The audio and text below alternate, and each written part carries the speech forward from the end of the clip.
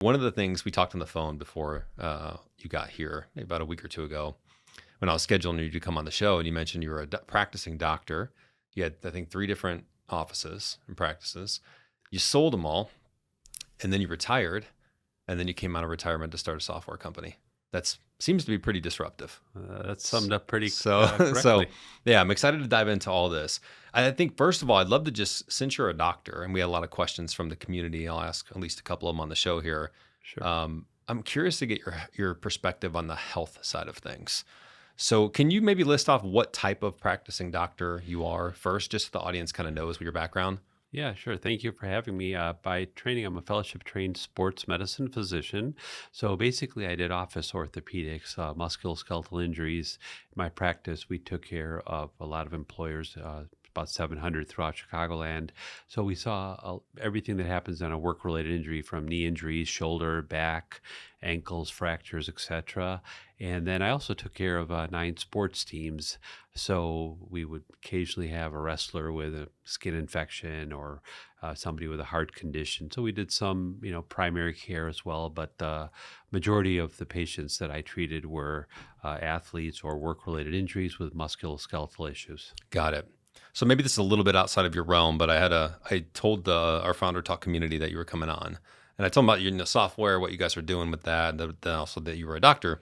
And one of the questions that came in from Brick, who's another founder, he said, "What's the biggest obstacle to society taking a proactive approach to their own health?" Because you probably see people when they are injured or something happens, but as we know, we kind of use the check engine light and, okay, let's go see a doctor, let's fix whatever's broken, versus taking a proactive approach to our health. Yeah, that's a great question. And, the thing that I see is the way that the healthcare system is set up. Unfortunately, you don't see care until you have an illness. Right. A lot of younger individuals, especially, but all age groups, tend not to go for their annual physical, not to do their preventive testing, whether it's a colonoscopy right or an EKG. And only when things start to spiral out of control or become severely symptomatic is when they tend to seek health care. So, the old saying, an ounce of prevention is worth a pound of cure. If people go in, get their blood pressure checked, their sugars checked, their cholesterol checked, you can prevent some of these illnesses that become, drivers to the costs of healthcare as people get older. Why don't you think people do preventative health checks? Why don't they go to the doctor before something happens? There's a variety of reasons. I think sometimes it's getting in nowadays to a doctor's appointment is, you wait a few months.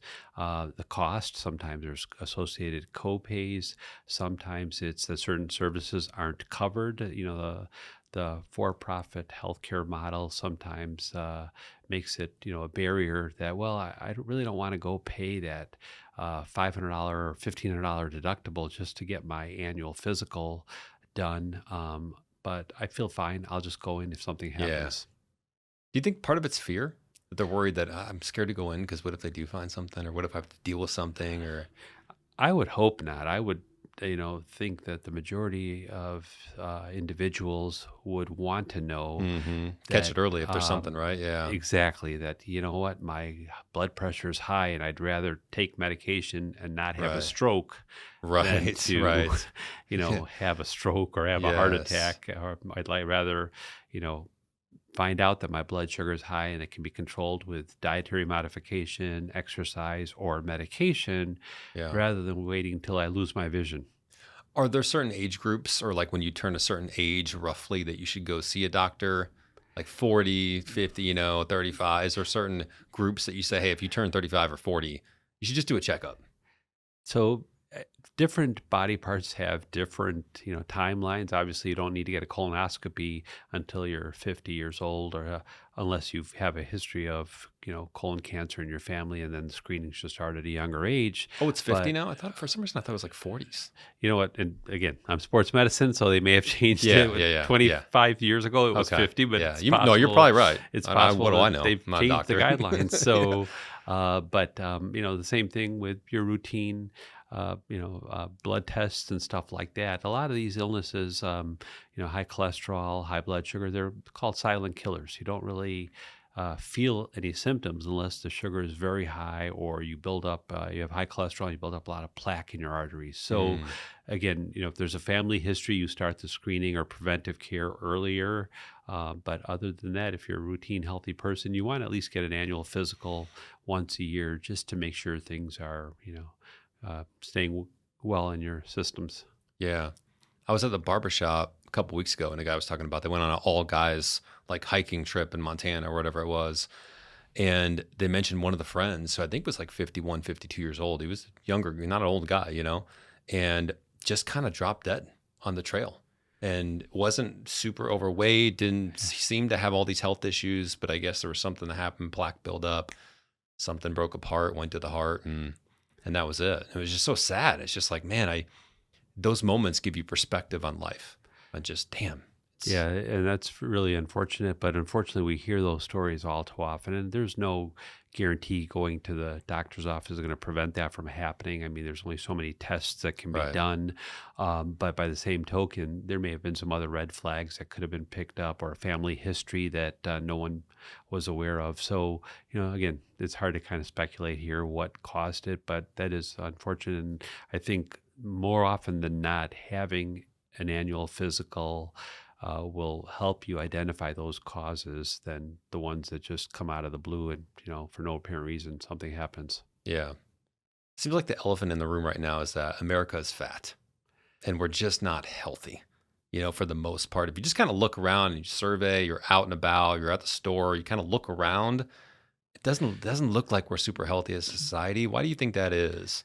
You're absolutely right. And, I've got several of my opinions on that. I'll just share a couple of them. One is life has gotten so busy that people don't cook at home anymore. Yeah. I remember as a kid growing up in Chicago, bread would spoil, milk would spoil, fruits would spoil. Now I can have a loaf of bread sitting in my refrigerator for a month or two, or I can have apples that will sit on my counter for a couple of weeks. Yeah. Um, so there's a lot of preservatives added to foods.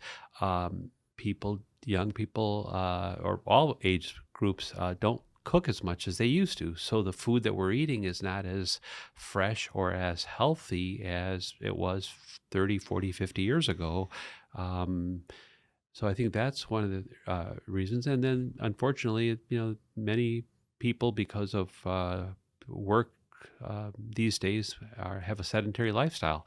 We're sitting We're sitting right behind, now, damn yeah, it.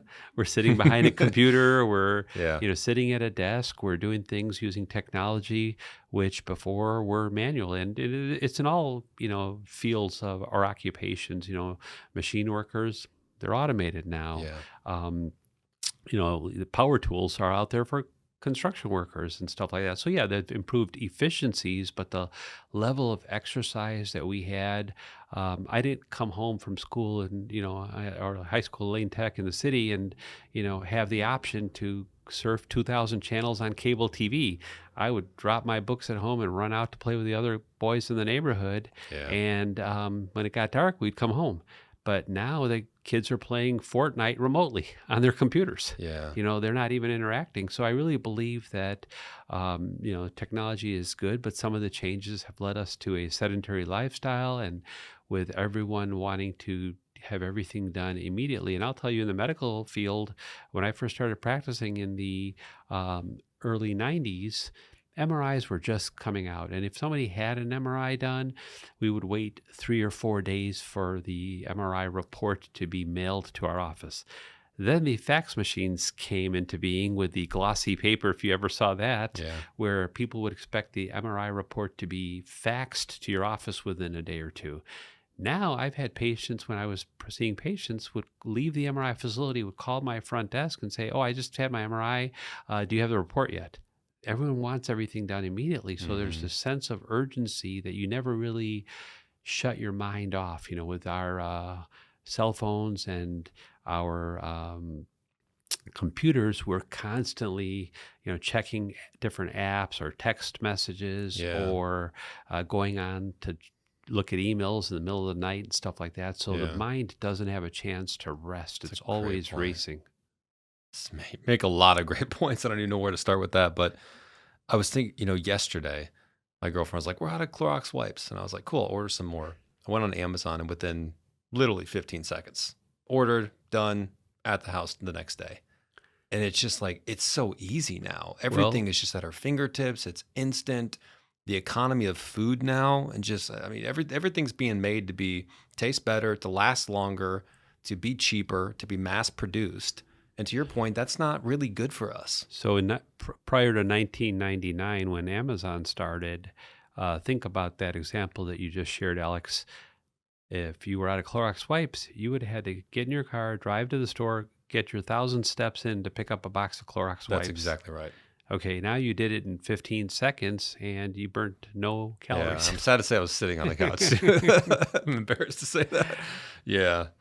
One thing I try to challenge myself to do, and I think sometimes I'm good at it and sometimes I lose sight of it, is choose the more difficult path. Choose the challenging path versus the path of least resistance. And I think that's true in life, but in fitness, right? We see a flight of stairs. Maybe it's a 3-story or second 2-story type thing. It's not a huge lift for somebody that's able, Yeah. but instead we kind of opt for the elevator or the escalator or something that's going to be quicker, faster, less steps, less energy, kind of optimizing to use as little as energy as possible.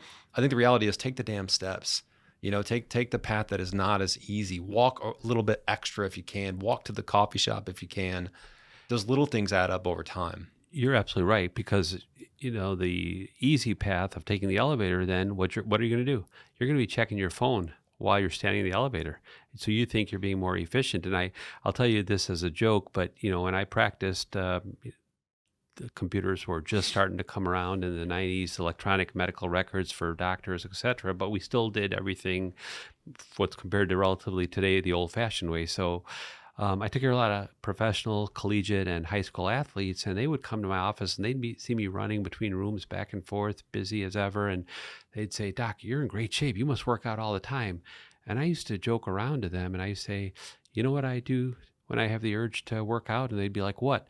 I say, "I lay down and wait for the urge to go away. That's why I don't get hurt." As a Interesting. joke. Yeah. Okay. Now I'm in the opposite situation because I'm running a workers' comp software company. I'm sitting at a desk. Now I make it a point to stand whenever possible, to get up and walk around and not just sit Yeah. at a desk, because I just feel like I'm nowhere near as active as I used to be when I was seeing patients. Yeah. Oh, for sure. And I just feel like my flexibility has decreased, my muscle strength has decreased, and I've got more increasing low back pain. But again, I think, as you said, it's important to make a conscious effort to be active. Mm-hmm. It almost seems like we're at odd with technology in a lot of ways. Like the better the technology gets, it improves our lifestyle in a lot of ways and what we have access to and opportunities and speed of things. But it also comes with this like downfall of we're going to reduce our health potentially. We're going to be more disconnected from communities potentially. We're going to have more screen time, which is not good for us mentally or our eyes. It seems like we're at odds with this. We want to grow as a civilization and technology, which hopefully can make the world, quote, better. But at the same time, is it also diminishing our quality of life and health as well? You're absolutely right. I mean, we talked a little bit about the physical aspect, but there's also the mental health aspect of, not being able to turn off. And again, we can start at different age groups, but I remember when I was in grade school in the Chicago Public Schools, and we'd have 5 or 6 textbooks. We'd have a social studies book, a math book, Yeah, an we had English that, yeah. book. And when the teacher said, "Okay, we're having a test, a science test on chapters 1, 2, and 3 on Friday," you were expected to know what was in that book on chapters 1, 2, and 3. Nowadays, young kids are expected to be online and, find out the latest information and stuff like that, especially at the high school and collegiate level. So Yeah. that never-ending quest for information is in so many different facets of our life now, and that affects your mental health. Yeah. It's just hard to disengage. And now there's ChatGPT and AI too, so it's making people even stupider probably, Yeah. It's just because now you can go, and we see this, and I got to tell people, don't use ChatGPT for every single thing. Yeah. Some things try to figure out, put some creativity into it, and then use it as like a creative assistant or someone that can help you maybe solve a problem. But people default right to it. Oh, I got this thing came up. I don't know, ChatGPT, what should I do? I always tell people, if you are using ChatGPT constantly and AI constantly in your job, it's only a matter of time for the company goes, if all you're doing is using AI, What do we need you here for again? And You, then you're gone, and some AI agent or robot is doing your job because you're just an extension of AI. You're right. I mean, I'll share with you, I'm on the board at Elmhurst University, and several years ago, maybe 4 years ago, this started to show up on our radar where the professors were like, students are using ChatGPT to generate their papers. Yeah. Now I understand there's a way for them to tell, there's some type of Mm. a label or something that they can figure out who wrote the paper versus who used AI or ChatGPT. But, what are we doing? We're not making the kids or students smarter. We're in a way allowing them to take the easy way out, just like you said, taking an Yeah. elevator versus walking up some stairs. That's the easy way out. So I think that's leading. It has a lot of positive values, but it's also leading us to making society stop thinking. Yeah. We're optimizing for easy. The problem is I don't think humans were made to operate as easy all the time. We were made for challenges and having to put ourselves through stuff. So we're not the smartest mammal. We're not the largest. We're not the fastest. We're not the smartest. But no, I'm from what I've told, there's some species of animals that are considered smarter. So, Really? but we run the world. Yeah. Why? Because we're really good at a lot of things. Okay, we're not going to outrun a lion. Okay, but No, definitely not. but we run the world. So We'll just shoot we it. do we try to make we try to make things more efficient for ourselves, but sometimes it's to our own detriment. Yeah.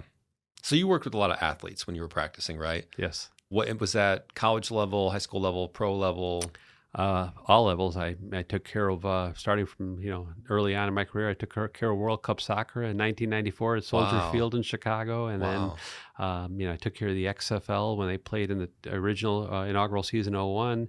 I took care of the Chicago Rush, the arena football team, all 13 years that they played from 2001 to 2013, and then taking care of numerous colleges and universities like, Chicago State University, IIT, Elmhurst University. I'm currently still the team physician for and on their board, and then high schools all over the Chicagoland area, as well as other teams that came and went, like the Chicago Condors before the WNBA. There was the ABL, the Women's American Basketball League, and I took care of the Chicago Condors, as well as there was a professional women's volleyball league. So I've had a lot of fun in my 30-year Yeah. career as a sports medicine physician.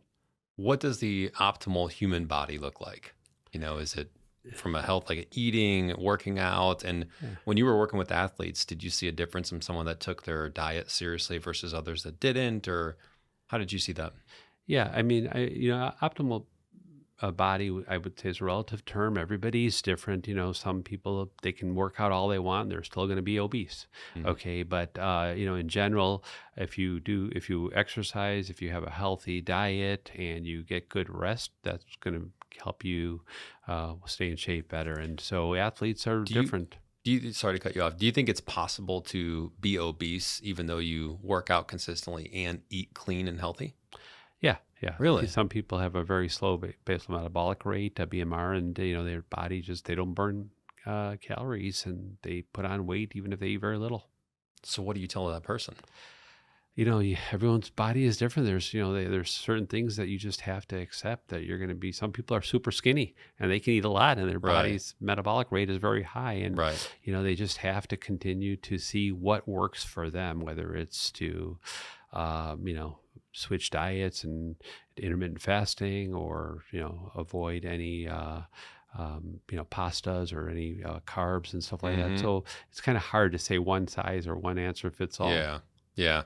In my mind, I always thought there's definitely different body structures, right? And obviously, I'm not a doctor, so preface that with that.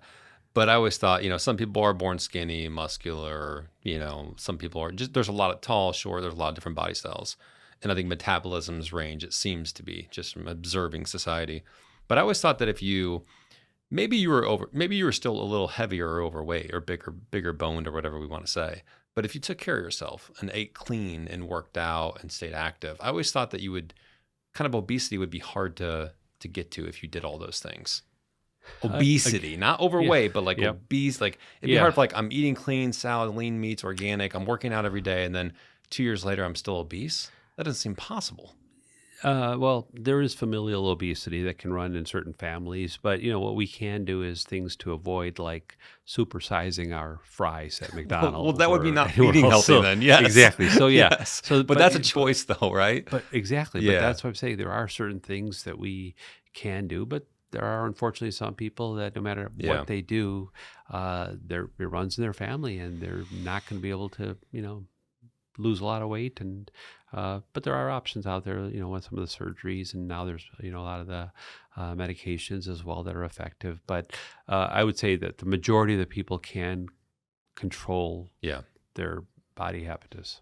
And do you see, from a longevity perspective, someone that is in athletics or sports, how do they, age, and do they seem to have better overall health because they are so active in their sports, or is there downfalls with injuries and like they just put a lot of time and like energy into their body, so it's like it's a lot of wear and tear over the years? Uh, well, both are true, and I'll tell you, I've said this to the athletes for many many years that if you're a runner and you're putting in 60, 80 miles a week, your knees are like the tires on your car. Sooner or later, they're going to wear out. Yeah. Okay. And I would have athletes come to my office all the time, and I would say there's a reason why there are no professional athletes over the age of 40, because the blood supply to your muscles, ligaments, tendons starts to deteriorate around the ages of 35 to 40. And I would always have the athlete saying, well, what about Brett Favre, or what Tom about Brady, or Tom Brady? yeah, yeah. And I would say, LeBron. okay, Yeah. I say, let's do this. For every one athlete that you can name that made it to 40, I'll name 100 that didn't make it to 40. And for Yeah, everyone at I least. name after that, you owe me $100. Not one person's taken that bet yet. Yeah, exactly. Okay, so there are, the freaks of nature, or the people that have, great, take great care of their body, and Right. have great genes and stuff. But by and large, most people, even athletes, your body's blood supply and tissues tend to deteriorate sometime between the age of 30 and 40, and there's greater chance for breakdown. Interesting. That's kind of what I would have thought too. You can't look at the outliers and say this one person did this. Yep. That's kind of the same way in business. You're like, Elon Musk built. It's like that's one. Like most people are not building billions of dollars worth of business. 85% of new businesses fold in the first year. That's the statistic I've heard. 85. I think Is we it looked at less this now? recently. I don't think it's quite that high, but Oh, it really? is. It is high. It is Okay. high. Yeah, and it basically goes like it's a lower percent the first year or two, but then after year 3, 5, 10, it's like it's a pretty steep slope. Got it. Okay. Yeah, but good. it's tough. It's not easy. Yeah. Yeah, for sure. You lose a lot of Um, sleep. What do you have any thoughts on, like, the last question, and we'll get into maybe I want to get into a little bit your practice and selling sure. it and going through that process. What else is important for people to know about health that you think they should be focusing on that maybe they're not? Is it sleep? Is it microplastics? There's a lot of things right now that we're becoming aware of that we didn't know maybe 10, 15, 20 years ago. So, I mean, if I had to say, it's pretty much what we've already discussed. That you have to do everything within moderation. Sometimes you read studies that 4 to 5 cups of coffee are good for you. The next day you read a study that a glass of wine is good for you. So hard to keep up. Extreme amount of anything is not going to be good for your body. But if you maintain a normal exercise pattern, eat healthy, have a regular sleep cycle. I mean, we see it even in medicine, that when your sleep cycle is disrupted, there's greater errors in physicians. A lot of emergency room doctors work overnight shifts, and then, at a certain age, they start to burn out. So, I think everything in moderation helps you with longevity. I do believe that, getting out in nice weather and sunshine is important. I know personally that when I was working and I'd get to my clinics around 6:15, 6:30 a.m. and get home around 6 p.m., it didn't bother me as much because I was basically, indoors working 10, 12 hours a day. But now that I'm no longer practicing and seeing patients, the winters get tiring. Yeah. So they have the condition. You've heard of SAD. SAD stands for seasonal affective disorder. Yeah. People do get more depressed in January, February, March, when it's always gloomy and cloudy and cold outside. Yeah. So if there's an opportunity to get away and experience good weather, or to just understand that that's normal in Chicago. Yeah. So if you know that you're going to have 3 months of pretty bad, cold, dark weather, now's the time to get out and enjoy the good weather. Yes. Always try. Yeah. I mean, when there's like 5, 6, 7 days in a row of just like cloud cover and it's kind of cold and it's like, you can feel it. I mean, you just feel it. We're made, I think, as humans to take in some sunshine. And when you don't have it for 5, 6, 7 days, you start to, all right, you got to mentally kind of pick yourself up. Let's Yep. keep going. Let's stay positive. Hey, enjoy it. Maybe it's good movie watching weather. Maybe you can still get outside, bundle up and whatever. Yep. But it definitely seems to take a toll, I think, for some people more than others.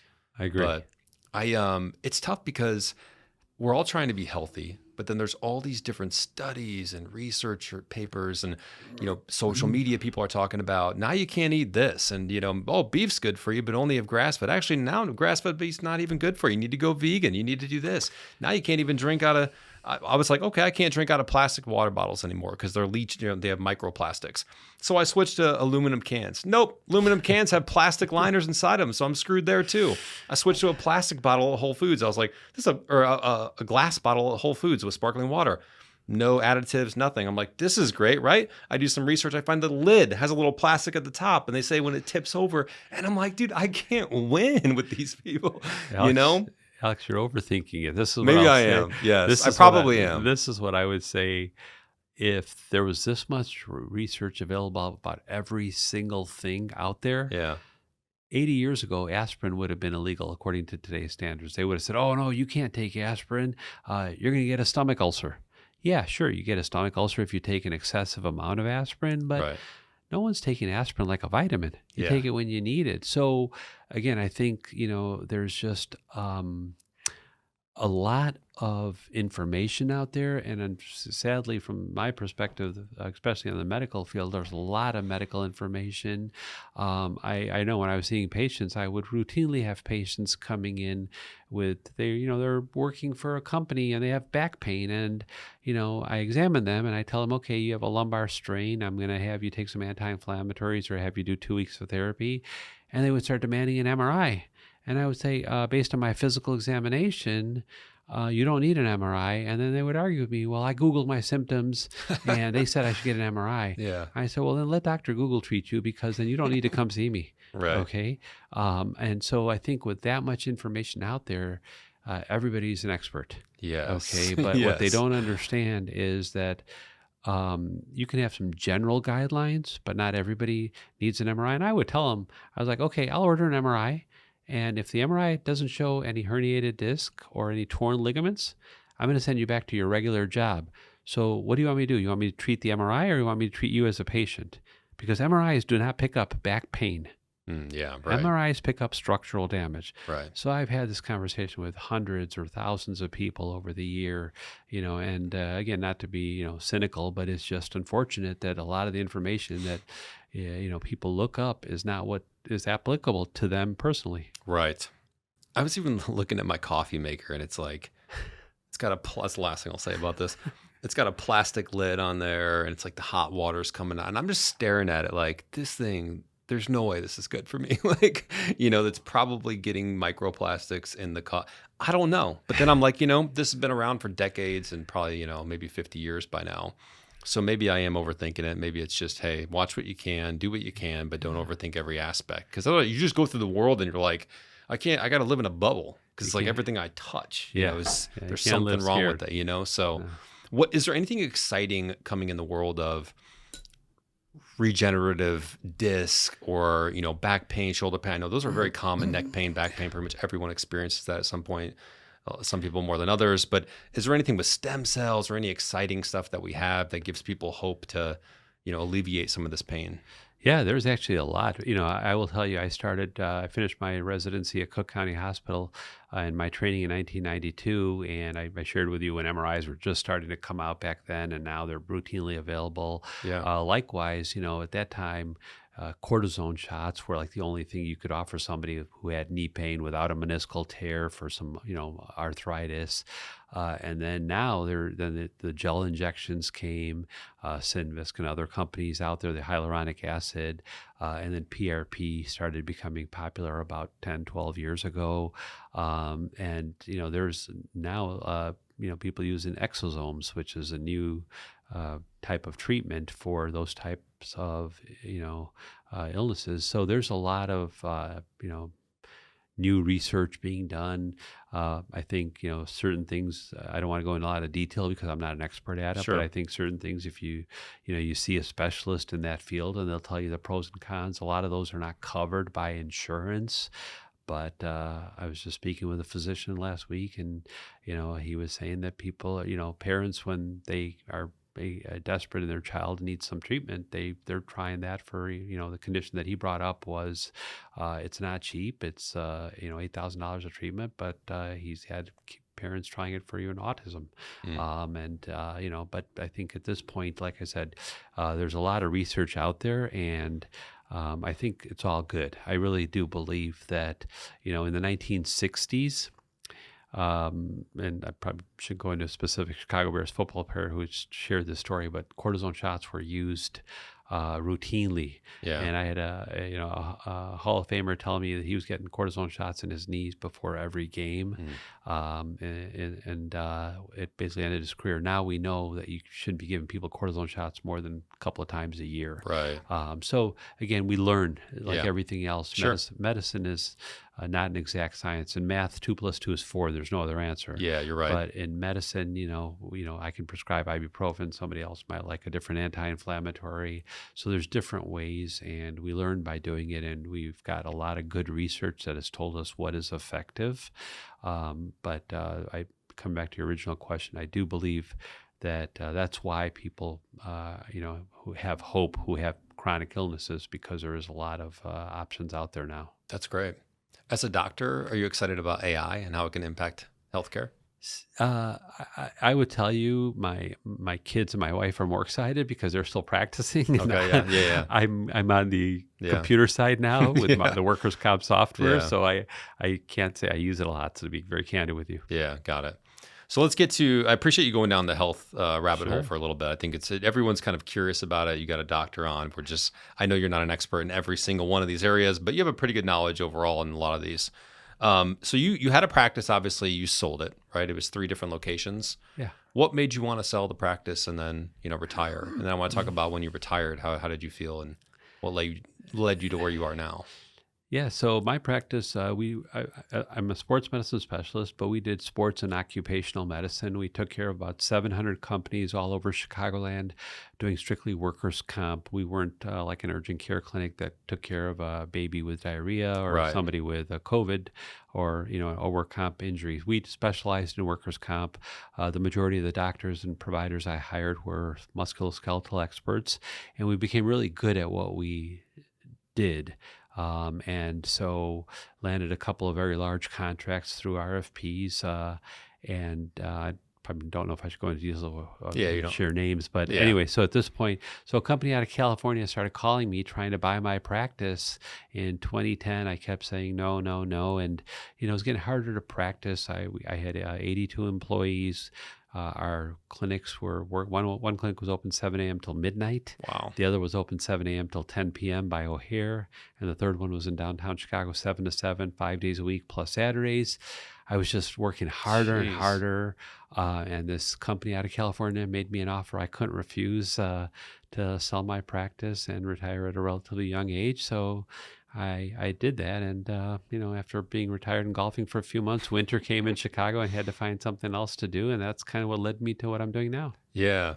I want to ask you, so I want to get to the company, the software company now. But before that, when you were retired, what did you notice about your mental state, level of happiness, fulfillment? Was it what you thought it was going to be? Was that, you mentioned after a couple months, you're kind of bored? I'm curious because I always think like, am I going to retire one day? Like, I feel like that doesn't sound exciting. So I'll share very candidly here, and I'm sure some people will laugh at this, but I'll just tell you truly what happened. I retired August 1st of 2014. The month of August was great. My son was home. As soon as he left back to college at Duke University, I was like, okay, let me call my friends. Let me see if somebody wants to play golf tomorrow. Everyone was like, no, I got to work. I'm doing shit, dude. So Come on. I had nothing to do. And the month of September 2014 was really hard. And this is the funny part. I actually was drinking 4 or 5 cups of coffee a day. I was so bored. I was watching Judge Judy and Ellen DeGeneres on TV, waiting for Gosh. my wife to get home. And I was like, I'm going to go crazy. When I had practice with 82 employees, taking care of 700 companies, open from 7 a.m. till midnight, I was running 100 miles an hour. And Right. that's probably why I was feeling a little burnt out. And when they made me an offer I couldn't refuse, I was willing to sell my practice. But you don't go from 100 miles an hour to zero. Right. Okay, retirement is not this destination that when you get there, people are, serving you pina coladas on a beach. Yeah. Okay. Yeah. And I realized 2 months into retirement that I'm going crazy. I got nothing to do. Winter's coming. And so fortunately, I guess use that as a segue into what I'm doing now. Mm-hmm. One of my former clients ran a staffing agency in Naperville, Illinois. And so my business partner, Tom, and I were golfing, and he said, Raj, we used to save so much money on our workers' comp costs when we used your clinics compared to some of the other providers out there. And I've had this idea for a while. If we could develop a software for employers, we could help business owners, HR directors, safety directors save a lot of money. And so I said, Tom, why didn't you tell me before? I could have charged you more. And he jokingly said, well, I really think we could open up a business. So we sat down. He needed my medical expertise as a sports medicine physician. How do you take care of a rotator cuff tear? How do you take care of an ankle sprain? How do you take care of a herniated disc in the back? Who needs therapy? Who needs an MRI? Who needs to go to a surgeon, etc.? I wrote the medical algorithms on a piece of paper. I don't write code. Tom worked with programmers, and we built out a very robust software. And again, I was still in retirement mode mentally, and Yeah. just doing this for fun, keeping me busy during the day. And fast forward the story, here we are now in year 8 of this fun retirement project, and we now have 95 employers in 30 different states using our software. So, Wow. it's been a great ride, and I really believe that if I had not found something to do, it would have affected my mental health. And I know I had put on about 10 pounds sitting around drinking extra coffee and doing nothing at home. So that's kind of how I got to where I'm at right now. And the company's called CompCare Pro. CompCore Pro. CompCore Pro. Sorry, I misspoke. CompCore Pro. And you founded it obviously with your partner. And what did you guys notice? You mentioned one piece of that he was saving money by going to you guys versus other practices. What was broken in the workers' comp, industry, let's call it? So that's going to take a whole podcast in itself, but I'll streamline it. Give it to us as the non-doctors Yeah. listening. Yes. So I'll give you both sides. Okay. Okay. Remember, I'm running a busy practice. We were seeing 75,000 patients visits per year at my 3 clinics. Okay. We were high volume. We had a lot of clients that trusted us. And if I ordered an MRI on a patient's shoulder, then the insurance company, the adjuster, would decide whether they would approve it or not. Sometimes they would send it to utilization review or peer review, and I'd have some doctor calling me from Texas or some other state and, trying to, discuss or argue with me on the phone that, well, I didn't try therapy. I didn't try prednisone, and they're not going to approve the therapy request. Now, is And that because they're going to have to pay for that MRI as the insurance company? So they're like, pump the brakes. Do we really need this? Right. Okay. I'm Yes, following. and again, I'm not here to knock the insurance companies or the adjusters, but I didn't understand what was going on. I had to see my 50 patients a day. I was like, well, they didn't approve your MRI. We got to try therapy, and Dang. put the patient in therapy, and all of a sudden he's not getting better, or he gets a lawyer, and suddenly they get the MRI done on a lean, and it showed a rotator cuff tear, which is what I was suspicious of all along. Right. Why I ordered the MRI. I would have made more money putting them in therapy, but my job was to take good care of my clients and their injured employees. And so I saw this movie over and over, and I didn't understand where the disconnect was in the system. Now, Tom was the vice president of risk management for a large staffing company. And so Tom saw that on the employer side, and he said, Raj, if we could basically become a company's de facto medical director, provide oversight, because most companies, if they're big, they may have a safety director, but most companies will default workers' comp claims to their HR department, and the HR directors have a lot of work on their plate. They don't Sure. have the medical expertise to review notes and figure out what happened. And so they were defaulting then in turn to the insurance company. And now the insurance company was using their own criteria. They weren't having nurses or doctors make determinations. They were leaving it up to their software or the adjusters. And these were leading to delays and denials. And I never understood this. So now when our clients use our software and we become that medical piece. So now our clients tell their insurance carrier that, hey, we have our own medical director. And if they're recommending to approve or not approve, sometimes we have, there's good doctors, there's bad doctors. We have Hmm. doctors that are, ordering tests or ordering therapy for no reason, just because they have it in their office. And Sure. if there's nothing on their physical examination that indicates that this person needs an MRI or needs therapy, we tell them, hey, don't approve this at this time. Let's have the patient reevaluated in 1 week. So we basically are like an outsourced medical director for our clients. And we've shown our average client saves in the first year, if they follow our algorithms and use our software, they cut their workers' compensation costs by 20 to 30% in year one. And so Wow. it's just like we don't have anybody out there cold calling or doing sales and marketing. It's just our software has spread by word of mouth from different companies. And so it's been a fun ride. And we really feel, I actually believe I'm helping more people now than I did as a doctor. I mean, Wow. a lot of people can suture up a laceration or diagnose an ankle sprain, but I'm now seeing the big picture of the entire claim.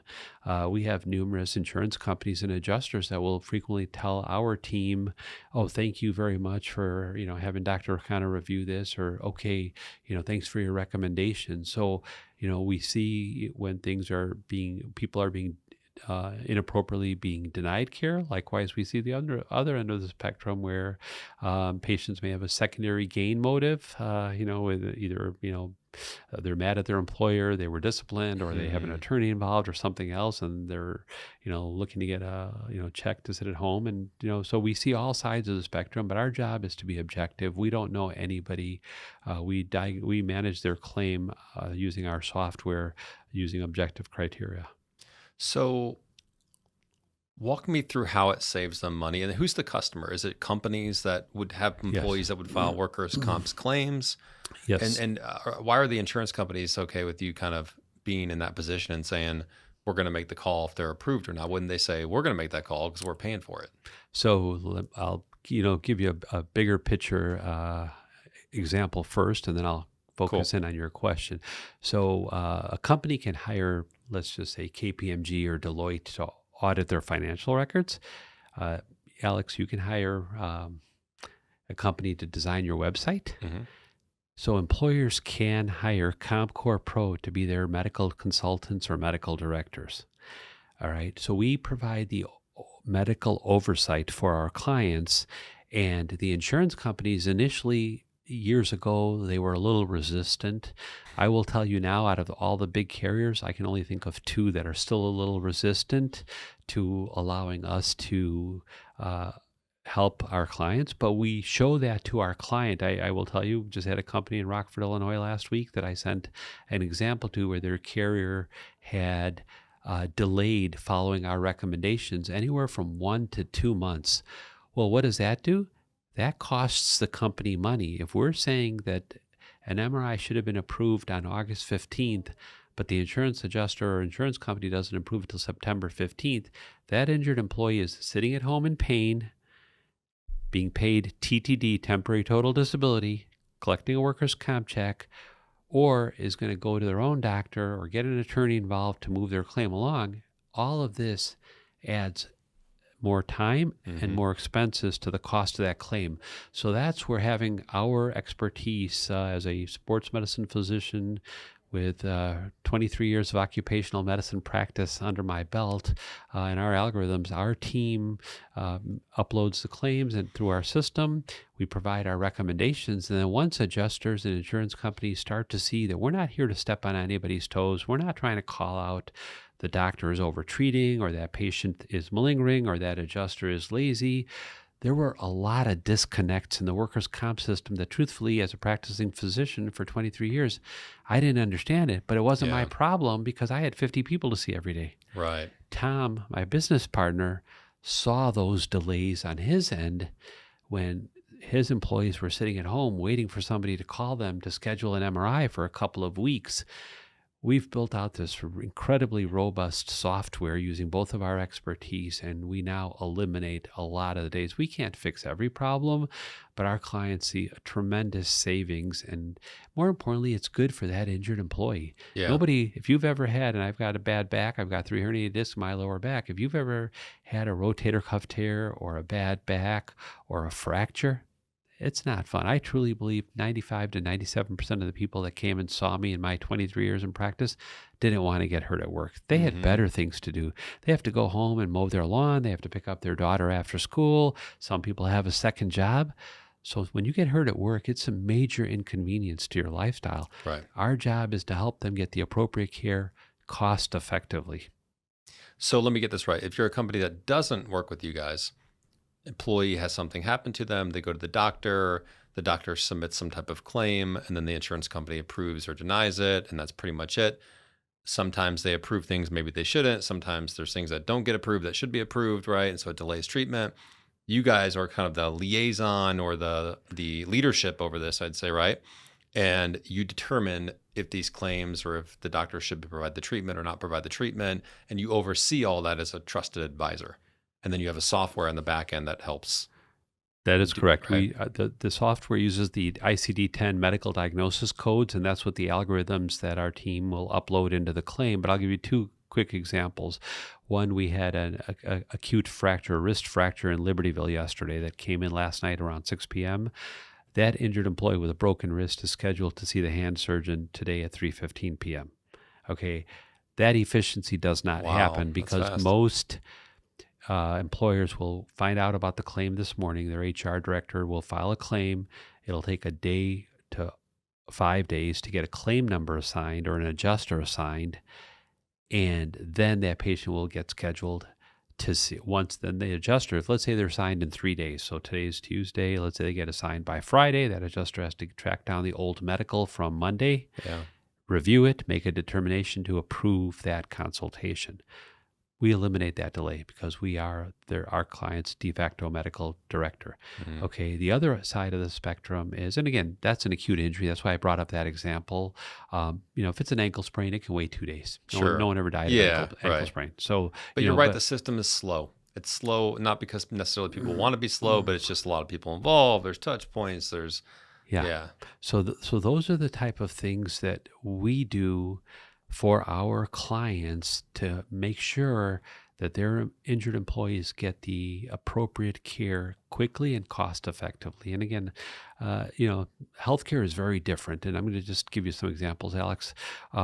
When you go to your local grocery store, you don't take your groceries home, eat them, and then 2 weeks later decide how much you want to pay for them, do you? No. Okay, you don't go to Sometimes that'd be nice because sometimes you get some strawberries that are spoiled. You don't realize it till later. Yeah. You don't go to a car dealership, drive your car home, and 3 months later decide if you want to pay for the car, right? Well, think about healthcare. You have a card, whether it's your personal health care or workers' comp, you go to a doctor, you present this care card, and 3 months later, the doctor is expected to wait for payment. Just yesterday, I had an email. We have a doctor who did a medical records review for us in Augusta, Georgia in April. Yesterday, he sent me an email that he hadn't been paid for his services from April. Now, he's doing us a favor, helping this client. I sent the adjuster an email and she apologized. I mean, people make mistakes. I'm not here to knock anybody. And she said it was an oversight. She had submitted it, but she didn't realize to think of checking to see if the check got processed, and she was going to issue a payment immediately. Now, think about that. Nobody waits 6 months to get paid, okay? Yeah, that's crazy. But that's the medical system that we're dealing with right now. And that's why a lot of the doctors and people who can afford it have gone to concierge medicine because they want a doctor that they can call. If you have an issue with your eye, you don't want to wait 3 months for an eye appointment, okay? So in workers' comp, that was one of the flaws in the system that I did not understand as a practicing physician.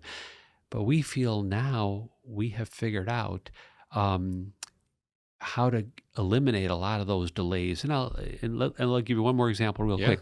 Let's just say I examined somebody, 55-year-old gentleman, lifting a 70-pound box in his truck, felt a pop in his right shoulder. Based on my exam, he's got limited range of motion, weakness on his supraspinatus testing, and I'm worried about a rotator cuff tear. Okay, even if everything goes smoothly, he gets a claim number in 2 days. The adjuster for the insurance company approves the MRI, and they send that email or fax to my office when I had my office, hypothetically, to my office. It's sitting on my office fax machine. My staff is busy enough getting patients treated all day long. They don't have the time to pick up that fax and say, oh, okay, John Doe's MRI that we ordered 3 days ago got approved. Let's figure out where he lives. Let's call someplace close by and let's get it scheduled. Right. There's another delay. All right. So we do all of those back office functions for our clients, and we really have eliminated not only the delays, but then, again, coming back to the costs of healthcare, we can get you an MRI for $600. You can go to outpatient or a hospital network and you'll get a bill for $3,000. All right. There isn't the transparency in healthcare that there is at the grocery store. So true. Okay. You can go online and you can buy a pair of pants and say, well, I'm going to go to the other store because they're on sale. The same brand is on sale for $20 less. Healthcare, it's kind of a crapshoot. So we now monitor that for our clients. There's no pride in overpaying. Why would you want to get a $3,000 MRI when I can get you the same quality or better for $600? Now, why wouldn't they be able to just show the price? If I go to the hospital, I get an MRI. Why can't I say, how much is the MRI? Well, and again, I'm not here to cry poor or anything. I've done very well. I'm very fortunate. But yesterday on LinkedIn, my kids are both in medicine. I sent them an article. There was an orthopedic surgeon who posted that in 2000, when he started practice, I believe he was paid, and I can pull up the article on my phone and show you, he was paid $1,800 for a hip replacement or a joint replacement. I think it was a joint replacement. And now he's paid $1,000. Jeez. 25 years later, he's being paid about 40% less. Okay, so I forwarded that to my kids who are in healthcare to say, look, this is how the system has changed. There are simply too many middlemen who are making the money. Yeah, that's the right. The doctors are not the ones making a lot of money. They're spinning their wheels faster and faster. They're comfortable, okay, but they're not the ones making the money. The people who write the insurance plans, who are the carriers, are the ones that are, really, and I know, 25 years ago, I had a $20 deductible. Now I have a $40 deductible. Yeah. 25 years ago, my deductible for my annual deductible is $500. Now it's $2,000. So, the premiums keep going up for employers. The reimbursement for doctors keeps going down, and the patients are being forced to pay more out of pocket. It's unfortunate. It is. There's a lot of profit for the patients. It's unfortunate for the doctors who are really the heroes doing the good work to keep people, healthy. That they're the middle people are taking out more than they should. This particular surgeon, I did not verify this. I'm just recalling me reading this yesterday in his article, said it actually costs him more to replace the brakes on his car than it does. He gets reimbursed to do a knee replacement. Wow. That's kind of crazy. Yeah. So it makes sense for what you guys do. It makes sense for the company, makes sense for the patient, for the employee. How does it make sense for the insurance company? Because I still go back to, wouldn't they just be like, we're going to make the call, Raj. We don't want your company telling us what we can approve or not approve. How do you get past that? Yeah, I'm probably get in trouble if there's some insurance company executives listening, but I'll just tell you candidly and I'll let you decide. Hey, I'm good with it. The higher the costs for employer for their medical care, the higher they charge that employer the future years on your premium. Okay, let me just simplify it we all have car insurance. Yes. Okay, let's say you go to car insurance company A and they say, Alex, we're going to sell you car insurance uh, for $1,000 deductible per accident or per claim, and it's going to cost you $3,000. Or you go to insurance company B that says, well, Alex, we're going to give you a zero deductible policy, but it's going to cost you $5,000. Let's say you decide you don't want a deductible. You're going to go with policy B for $5,000. Mm-hmm. That doesn't mean you're going to go rear end a few people because you paid $2,000 extra. It's not going to cost you money. So you're just going to go recover that $2,000 you paid by rear ending a few people to offset that extra charge, correct? Right. Well, the same way here, if you think about it in a 100-fold dollar example, insurance companies charge a large premium for workers' comp. The higher the rate of injuries, the two things that affect a company's premium are frequency, so the number of injuries, right, and severity. If you have a lot of paper cuts, you're okay. But right. if you start having rotator cuff tears or fractures and expensive procedures that need extensive rehab or surgeries, your costs go up. So the insurance companies charge based on that. There's a mod factor without going into a lot of detail. But if we can reduce the costs for our clients or your listeners, especially a business owner with 5 or 10 injuries a year, the insurance companies then say, okay, well, we got to reduce the premiums. And then that's less money in their pocket. So it's kind of a vicious cycle. I'm not saying the insurance companies are all bad. We all need insurance, but the system is set up in a way that the employers pay a lot of money, especially in Illinois. And, I think that there are ways to help them. And that's, like I said, I practiced 23 years.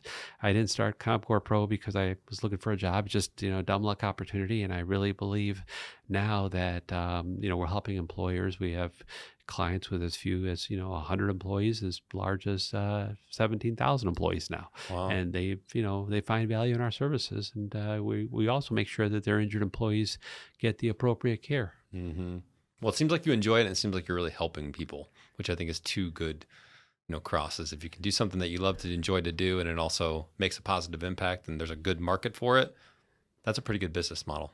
Yeah, I'm not a good golfer. I enjoy golf, but if I play 2-3 days a week, no one ever feels sorry for me when I tell them, I can only play golf 2 or 3 days a week because I have a bad back. They're like, "Oh, you poor thing, only 2 or 3 days a week." Yeah. So, but this is, like I said, I was fortunate. I fell into this opportunity with my business partner, and I've really enjoyed it. But not only building the business, but I really think that when we show these companies how much we're saving them and help somebody get the appropriate care quickly, it's rewarding. I don't have to be on the front line seeing all the patients, but I feel like we can help. I can still help people, and the small little company is helping a lot of employers. That's great. What made you want to get into the healthcare industry? I think I was always good at math and science growing up, and I wasn't really good at writing papers and like reading all those the Russian Revolution, all those books when I was an undergrad. But so I was good at that, and so I got into medicine, and this is just an extension of what I'm doing. And Really, I said, I give my business partner a lot of credit for coming up with this idea. He was back before Uber, if you can remember, 2007. He would send people in a $60-$70 Uber ride or in a taxi ride to come to our offices. And I could never understand. I was like, Tom, this guy's got an ankle sprain. Why are you sending him here? He can do his rehab up in Waukegan. I still remember these conversations. Yeah. And he was like, okay, I just want to make sure that they were diagnosed correctly. And I never understood what he was doing until after I retired. But he just got tired of certain clinics that he used in certain areas, putting everybody in therapy. Then after a month, finding out that the person had a rotator cuff tear, and now he's already paid $5,000 for therapy, and it's going to cost him more. And so he just started trusting me. So he felt that if we could develop a software for employers, we could help a lot of companies save money. And we spent a lot of money to build out our software. And didn't know where this was going, and here we are in year 8 of this fun project in retirement. And I really enjoy it, and I really think we could help a lot more people if we wanted to grow. Sounds like it. Do you think you'll ever retire? I tried that once, and I kind of remember that one month where Yeah. I was going crazy. So I think you have to wake up with a purpose. Yeah, I agree. I try not to trade my time for more money. I'm constantly being offered opportunities for consulting and other things, but I always look at them like, well, how much of my time is it going to take? And we've got a great staff and office crew in our office in Downers Grove, and they do a great job. So I tell them it's not really about me anymore. It's about them. If they decide they don't want to do it anymore, we can turn off lights and go home. But I really think if they decide to grow this could be a windfall opportunity for a lot of people, and we'll be helping more people. So I don't have any plans to just retire per se. I think if I could find another doctor to help me with some of the day-to-day stuff, that would be great. If not, we've got a great crew, and they make my life easy. Raj, I appreciate you coming on the show and doing this. It's awesome to hear what you guys are doing. You're doing a lot of good in the world. So really cool. Thank you for having me. Absolutely. My pleasure. Where can people go to find you, connect with you, learn more about what you guys do, or potentially be a customer? Sure. If it's okay for me to give my email address and our office Whatever you want.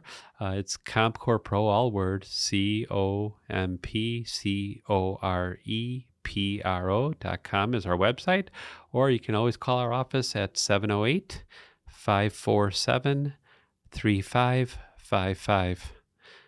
And you're on LinkedIn too. So I am yeah. on LinkedIn. That's how we met. So thank you, Alex, for having me. It was. Yeah, my pleasure. We'll link everything up in the description notes, so if people if they want to go right to your website or give you guys a call, they can do that. Thanks again for being on the show. Appreciate it. Thank you. Thanks.